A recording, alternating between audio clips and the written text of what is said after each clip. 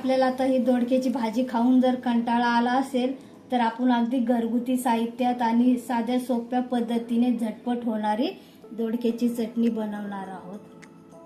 तर चला आपण वेळ न घालवता रेसिपीला सुरुवात करू.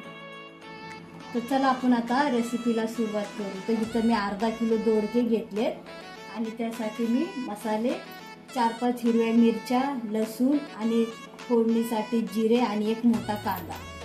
तर आपण पहिल्यांदा आता दोडका हा छिलून घेऊ.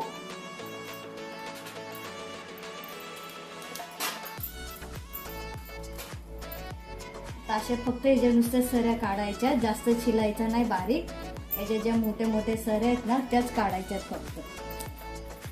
कुणी तर ह्या सऱ्यांची सुद्धा चटणी करतात, पण आपण आज फक्त दोडक्याचीच करणार आहोत. अशा प्रकारे आपण आता हे सर्व दोडके मस्त छिलून घेऊ. अशा वरची वर अशा सऱ्या काढायच्या ह्याच्या. आपले आता सर्व दोडके छिलून झालेत. तर मी आता ह्याला एकदा धुवून घेते थोडंसं पाण्याने. मगाशी मी धुवून घेतले होते.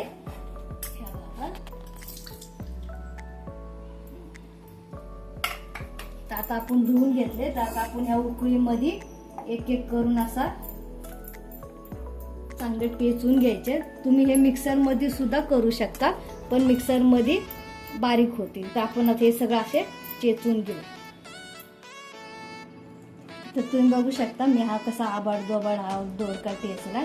मिक्सर मध्ये केला तर जास्त बारीक होतो आणि मग जास्त त्याला पाणी सुटतं. तर असा जरा थोडासा जाडच ठेवायचा आणि असा चांगला चेचून घ्यायचा. आणि त्याप्रमाणे मी मिरची सुद्धा त्याच उकळीमध्ये चेचून घेतली.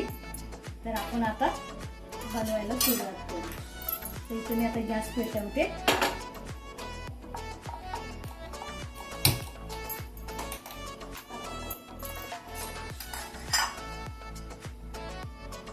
तेल टाकू आपण. तेल आपण आपल्या अंदाजेप्रमाणे टाकू. तसं दोडक्याच्या चटणीला आपण थोडंसं तेल जरा जास्तच घालायचं, म्हणजे मग. तर तेल आपलं इथं गरम झालंय. तर तेल जरा जास्त टाकलं ना की थोडासा चवदार जास्त होतो. तर मी आता ह्यात थोडीशी मोहरी घालते फोडणीसाठी. मग अशी मी मोहरी दाखवली नव्हती, पण आता तर मोहरी आपली इथं तडतडली. आता त्यात आपण जिरे टाकू. त्यानंतर हा कांदा.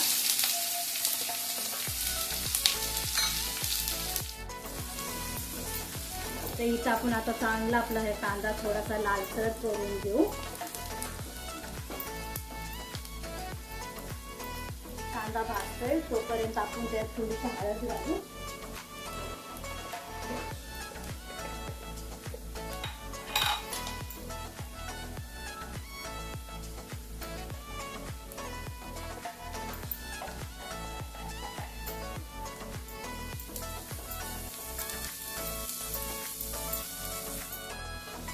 तर इथं आपला आता कांदा मस्त जरासा लाल झालाय. तर आपण त्याच्यामध्ये मिरची आणि लसूण कुटल्याला तो सुद्धा टाकू.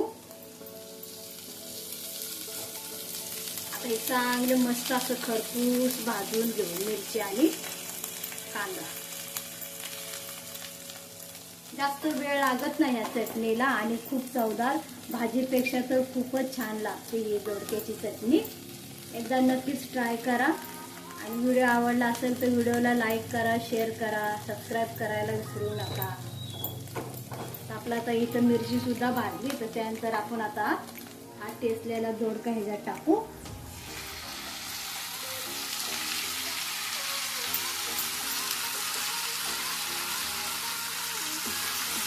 गॅस थोडा मिडियमच ठेवायचा, नाहीतर मग काय होईल ह्याचं जे दोडक्याचं पाणी सुकल आणि मग लवकर शिजणार पण नाही आणि जळल.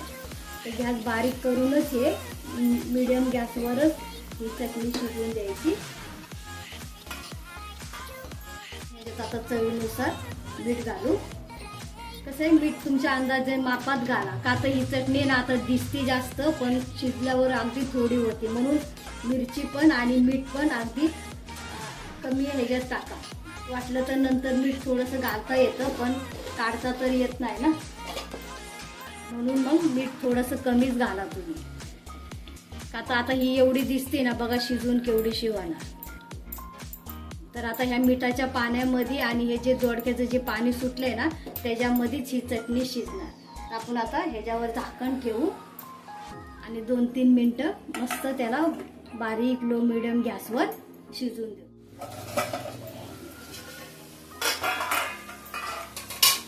तुम्ही बघू शकता आपण आता इथं पाणी नव्हतं घातलं तरी पण हे पाणी किती सुटलंय त्याला मिठाचं आणि त्या दोडक्याचं. तर इथं आता आपली चटणी तयार आहे, फक्त थोडीशी सुकी होऊन देऊ.